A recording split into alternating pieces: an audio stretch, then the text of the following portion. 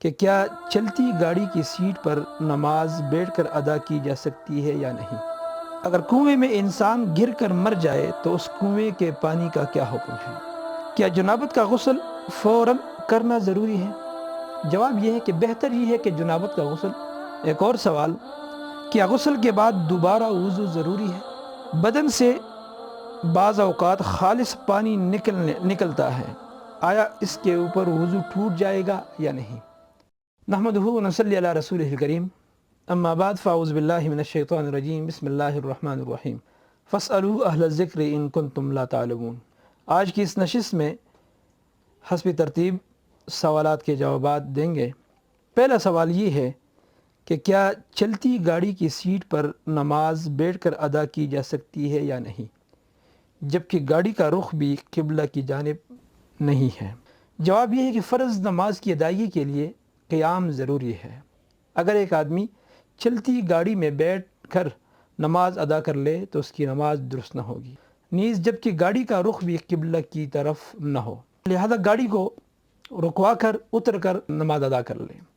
اگر کنویں میں انسان گر کر مر جائے تو اس کنویں کے پانی کا کیا حکم ہے؟ تو اس کا جواب یہ ہے کہ اس کی دو صورتیں ہیں کہ اگر کنویں میں غیر جنبی شخص گر جائے اور اس کو زندہ نکال لیا جائے تو کنواں پاک ہوگا، لیکن اگر وہ مر جائے تو پانی نجس ہوگا، اور پانی کے نجس ہونے کی صورت میں اس کا تمام پانی نکالنا ضروری ہوگا۔ اگر تمام پانی نکالنا ممکن نہ ہو تو 200 سے لے کر 300 ڈول تک پانی نکالنا ضروری ہے، اس سے کنواں پاک ہو جائے گا۔ کیا جنابت کا غسل فوراً کرنا ضروری ہے؟ جواب یہ ہے کہ بہتر یہ ہے کہ جنابت کا غسل جلدی کر لے، لیکن کسی عذر کی وجہ سے نہ کیا جا سکے تو علی الفور واجب نہیں ہے۔ ایک اور سوال، کیا غسل کے بعد دوبارہ وضو ضروری ہے؟ جواب یہ ہے کہ بہتر یہ ہے کہ غسل سے پہلے وضو کر لیا جائے، لیکن اگر وضو پہلے نہ ہو سکے تو چونکہ غسل کے اندر تمام اعضاء کا دھونا لازم آتا ہے، تو اس صورت میں غسل کے بعد دوبارہ وضو کرنا ضروری نہیں ہے۔ بدن سے بعض اوقات خالص پانی نکلتا ہے، آیا اس کے اوپر وضو ٹوٹ جائے گا یا نہیں؟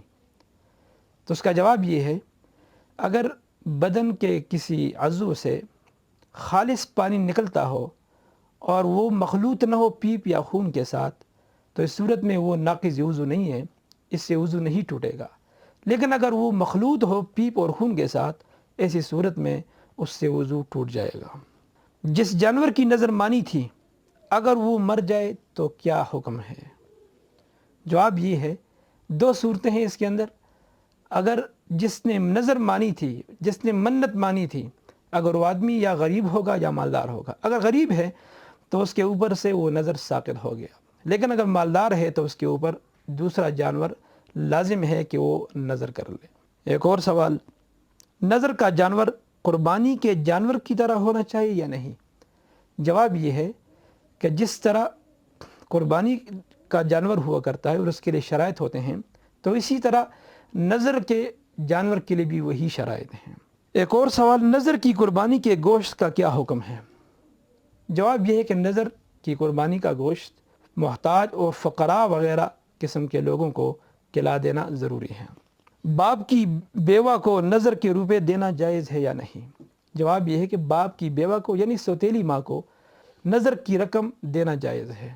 ایک اور سوال، گری پڑی چیز کا حکم کیا ہے؟